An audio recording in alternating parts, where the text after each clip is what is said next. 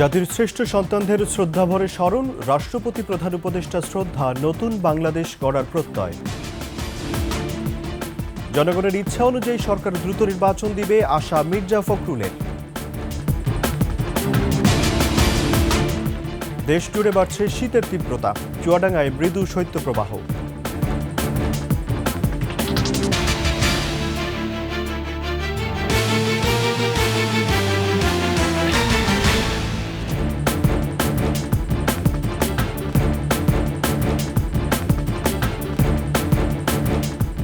সংবাদ শিরোনাম। আমন্ত্রণ ২১ সংবাদে, সাথে আছি রাজিউর রহমান।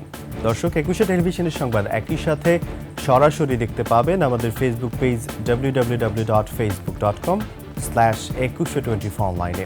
এছাড়া সাবস্ক্রাইব করতে পারেন www.youtube.com/@21টিভি চ্যানেলে। আজ শহীদ বুদ্ধিজীবী দিবস। ১৯৭১ সালের এই দিনে হানাদার বাহিনী ও তাদের দোসররা বাংলার শ্রেষ্ঠ সন্তান বুদ্ধিজীবীদের হত্যা করে। মুক্তিযুদ্ধের চূড়ান্ত বিজয়ের পর রাজধানীর রায়ের বাজার, মিরপুরের বৌদ্ধভূমি সহ ঢাকা এবং দেশের বিভিন্ন স্থানে পাওয়া যায় তাদের হাত পা বাঁধা মৃতদেহ। জাতির শ্রেষ্ঠ সন্তানদের স্মরণে জাতীয়ভাবে যথাযোগ্য মর্যাদায় শহীদ বুদ্ধিজীবী দিবস পালনের কর্মসূচি নেওয়া হয়েছে। শহীদ বুদ্ধিজীবী দিবস উপলক্ষে রাষ্ট্রপতি ও প্রধান উপদেষ্টা বিশেষ বাণী দিয়েছেন। স্বাধীনতা বিরোধী অপশক্তির চক্রান্ত ষড়যন্ত্র প্রতিহতের আহ্বান জানিয়েছেন প্রধান উপদেষ্টা।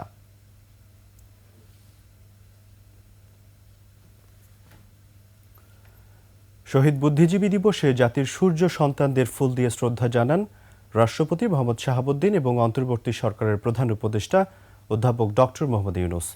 শনিবার ভোরে মিরপুর শহীদ বুদ্ধিজীবী স্মৃতিসৌধে শ্রদ্ধা জানান তারা। শ্রদ্ধা নিবেদন শেষে আইন উপদেষ্টা বলেন, তরুণদের আত্মত্যাগের বিনিময়ে রাষ্ট্র গঠনের যে দ্বিতীয় সুযোগ পাওয়া গেছে, সেই সুযোগ যেন কোনোভাবেই নষ্ট না হয়। বিস্তারিত জানাচ্ছেন নাহিদ সিরাজি নিম্মি। জাতির জন্য এক শোকাবহ দিন শহীদ বুদ্ধিজীবী দিবস। দেশের শ্রেষ্ঠ সন্তানদের স্মরণে মিরপুর বুদ্ধিজীবী স্মৃতিসৌধে ছিল হাজারো মানুষের ঢল। সকালে মিরপুর শহীদ বুদ্ধিজীবী স্মৃতিসৌধে পুষ্পস্তবক অর্পণ করেন রাষ্ট্রপতি মোহাম্মদ শাহাবুদ্দিন এবং প্রধান উপদেষ্টা ডক্টর মোহাম্মদ ইউনূস। সকাল ৭টা ১ ফুল দিয়ে শ্রদ্ধা জানান রাষ্ট্রপতি মোহাম্মদ শাহাবুদ্দিন। এরপর ফুল দিয়ে শ্রদ্ধা জানান অন্তর্বর্তী সরকারের প্রধান উপদেষ্টা ডক্টর মোহাম্মদ ইউনূস। এ সময় তিনি নীরবে কিছুক্ষণ দাঁড়িয়ে থাকেন। বিউগলে বাজানো হয় করুণ সুর। শহীদদের প্রতি শ্রদ্ধা জানিয়ে গার্ড অব অনার প্রদান করে ৩ বাহিনীর একটি চৌকস দল। পরে প্রধান উপদেষ্টা মুক্তিযোদ্ধা ও শহীদ পরিবারের সদস্যদের সঙ্গে কুশল বিনিময় করেন। শ্রদ্ধা নিবেদন শেষে প্রেস সচিব শফিকুল আলম বলেন, শহীদ বুদ্ধিজীবীদের আদর্শ আত্মত্যাগ ধারণ করে অন্তর্বর্তী সরকার। জুলাই গণ আন্দোলন, যে গণ অভ্যুত্থানের যারা ছিলেন, তারা পুরো শহীদ বুদ্ধিজীবীদের ড্রিম, তাদের আইডিয়ালস, তাদের যে দেশ গড়ার যে স্বপ্ন, আমরা পুরোপুরি এটা ধারণ করি এবং সেই লক্ষ্যে আমরা এগিয়ে যাচ্ছি। ২৪-এর আন্দোলনে তরুণদের আত্মত্যাগে নতুন বাংলাদেশ গড়ার প্রত্যয় ব্যক্ত করেন আইন উপদেষ্টা আসিফ নজরুল। আমাদের তরুণদের আত্মত্যাগের বিনিময়ে রাষ্ট্র গড়ার যে দ্বিতীয় সুযোগ আমরা পেয়েছি, সেই সুযোগ যেন আমরা কোনোভাবেই নস্যাৎ না করি, সেই সুযোগ যেন আমরা কোনোভাবেই নষ্ট না করি, সেটাই যেন আমাদের প্রত্যয় হয়। রাষ্ট্রপতি ও প্রধান উপদেষ্টা বুদ্ধিজীবী স্মৃতিসৌধ এলাকা থেকে চলে যাবার পর সর্বসাধারণের শ্রদ্ধা নিবেদনের জন্য উন্মুক্ত করে দেয়া হয়। বিভিন্ন রাজনৈতিক, সাংস্কৃতিক সংগঠন, স্কুল, কলেজ, বিশ্ববিদ্যালয়, সরকারি দফতরগুলো সহ সাধারণ মানুষ শ্রদ্ধা নিবেদন করেন। নাহিদ সিরাজি নিম্মি, ২১ টেলিভিশন, ঢাকা। জনগণের ইচ্ছা অনুযায়ী সরকার দ্রুত নির্বাচন দিবে বলে আশা প্রকাশ করেছেন বিএনপি মহাসচিব মির্জা ফখরুল ইসলাম আলমগীর। সকালে বীরপুর শহীদ বুদ্ধিজীবী স্মৃতিসৌধে শ্রদ্ধা নিবেদন শেষে সাংবাদিকদের কথা জানান তিনি। ১৯৭১ সালে যে স্বাধীনতার জন্য সবাই যুদ্ধ করেছিল, সেই স্বপ্ন বাস্তবায়নে ফ্যাসিস্টকে পরাজিত করে গণতান্ত্রিক রাষ্ট্র প্রতিষ্ঠা করতে হবে বলেও জানান মির্জা ফখরুল।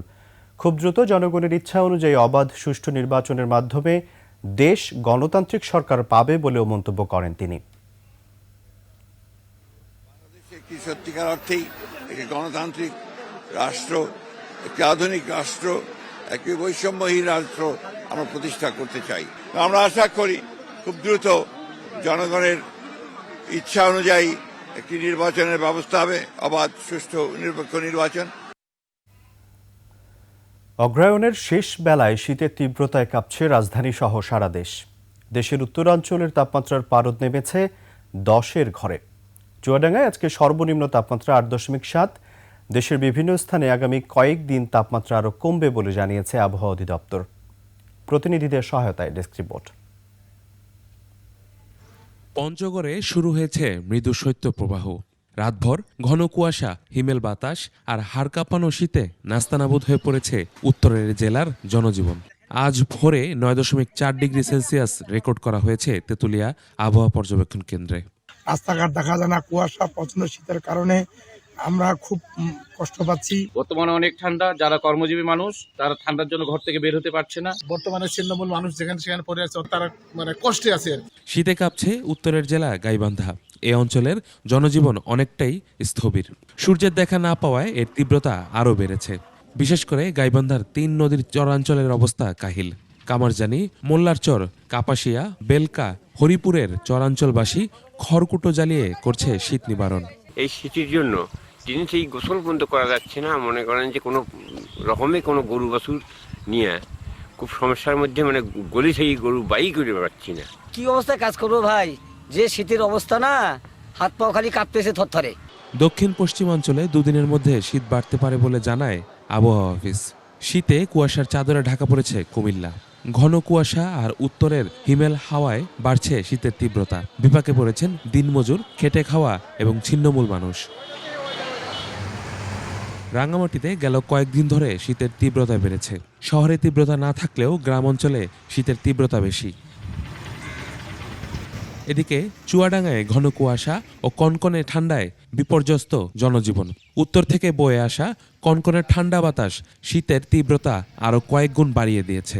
চুয়াডাঙ্গায় শুরু হয়েছে মৌসুমের প্রথম মৃদু শৈত্যপ্রবাহ। নিম্ন আয়ের মানুষ যারা, তারা রাস্তা বেরোয় আসতে পারতেছে না, কোনো কাজের সন্ধান পাইতেছে না। জনজীবন বিচ্ছিন্ন হচ্ছে, খেটে খাওয়া মানুষগুলা কষ্ট পাচ্ছে, তারা ঠিক মতন জনপাটে যেতে পারছে না। Yusuf Hasan Naim, desk report, 21 television. BADC থেকে বীজ কিনে প্রতারিত হয়েছেন রাজবাড়ীর 4000 পেঁয়াজ চাষি। তাদের সরবরাহ করা বীজের বেশিরভাগই গজায়নি। বিষয়টি জেনে চাষিদের নতুন করে পেঁয়াজ বীজ দিচ্ছে জেলা প্রশাসন। রাজবাড়ী প্রতিনিধি জাহাঙ্গীর হোসেনের তথ্যচিত্রে ডেস্ক রিপোর্ট। সরকারি প্রতিষ্ঠান বিএডিসি থেকে প্রণোদনার বীজ পেয়েছিলেন পেঁয়াজ চাষে সারা দেশে তৃতীয় অবস্থানে থাকা রাজবাড়ীর 4000 কৃষক। এর মধ্যে মাত্র 275 জন কৃষক ভালো বীজ পাওয়ায় জমিতে চারা গজিয়েছে। তবে চারা না গজানোই চরম বিপাকে 3725 জন কৃষক। ক্ষতিগ্রস্ত কৃষকদের নতুন করে পেঁয়াজ বীজ দেওয়ার উদ্যোগ নিয়েছে জেলা প্রশাসন। তবে আবাদ পিছিয়ে পড়ায় লোকসানের পাশাপাশি লক্ষ্যমাত্রা অর্জন নিয়ে শঙ্কায় চাষিরা।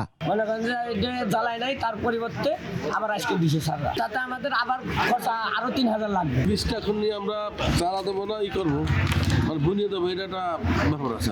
এখন যা পাইছি আমরা চলার মতন কিছু একটা ব্যবস্থা হয়েছে, ওই সময়তে একেবারেই টোটাল বন্ধ ছিল।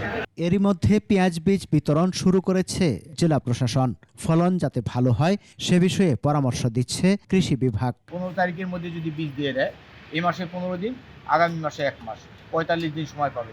সেই ক্ষেত্রে 30 থেকে চারা যদি বপন শুরু করে 35-40 দিনে চারা বপন করলেও মাঠ পর্যায়ে এই চারা যাবে এবং চারা কৃষক সঠিকভাবে পেঁয়াজ আবাদ করতে পারবে ইনশাল্লাহ। পেঁয়াজ বীজ যদি আজকেই বপন করে এবং এই সপ্তাহে বপন করলেও এই ক্ষতি তারা পুষিয়ে উঠতে পারবে, এবং এরপরেও যদি তাদের আর কোনো সমস্যা হয় আমরা তাদের পাশে আছি, আমরা সহায়তা করব। ক্ষতিগ্রস্ত কৃষকরা যাতে ক্ষতি পুষিয়ে উঠতে পারে সে ব্যাপারে তাদের সব ধরনের সহযোগিতা দেয়া হবে বলেও জানায় কৃষি বিভাগ।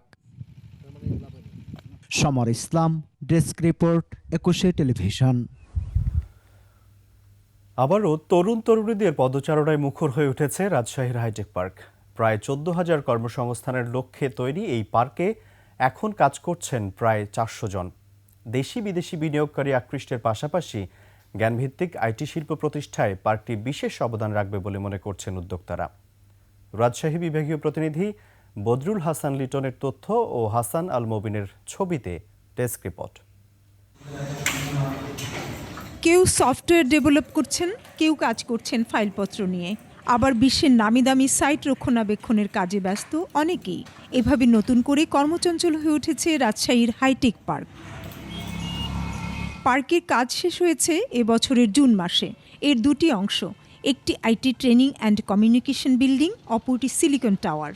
এখানে 17টি প্রতিষ্ঠান কাজ শুরু করেছে জুলাই মাস থেকে। এই পর্যন্ত কর্মসংস্থান হয়েছে প্রায় 400 জনের। আমরা যত কাজ করব ওটাই আমাদের ক্যারিয়ার গ্রোথ। একটা কাজের এনভায়রনমেন্ট আমাদেরকে প্রোভাইড করা হয়, যেটা গভর্নমেন্ট থেকে করা হয়। গত 5 আগস্টে পার্কে লুটপাট চালায় দুর্বৃত্তরা। এতে বেশ কয়েকটি প্রতিষ্ঠান ক্ষতিগ্রস্ত হয়। সেই ক্ষত সারিয়ে ঘুরে দাঁড়ানোর চেষ্টা চলছে। ইনফ্রাস্ট্রাকচার থেকে শুরু করে আমাদের অফিসিয়াল যে এনভায়রনমেন্ট কোনো কিছু কিন্তু ছিল না, সবগুলো কিন্তু আমাদের লুটপাট হয়ে যায়। ঘুরে দাঁড়ানোর চেষ্টাটা এখনো চলমান। লুটপাটের ঘটনায় হাইটেক পার্কের ক্ষয়ক্ষতি হয়েছে প্রায় 32 কোটি টাকা। প্রতিষ্ঠানগুলোকে ক্ষতিপূরণ দেওয়ার কাজ চলছে বলে জানালেন পার্কের উপপরিচালক।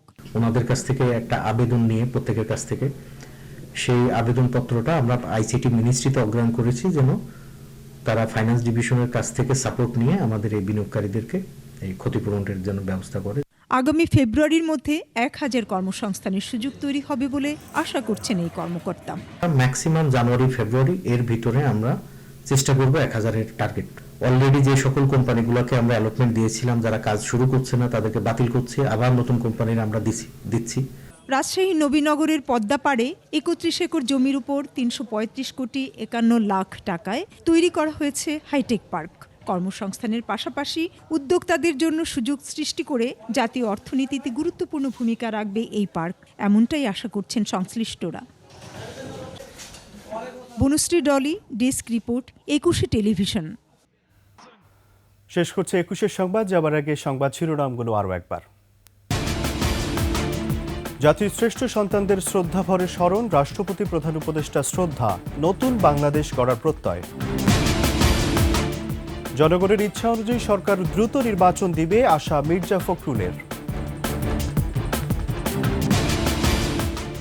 দেশ জুড়ে বাড়ছে শীতের তীব্রতা, চুয়াডাঙ্গায় মৃদু শৈত্যপ্রবাহ।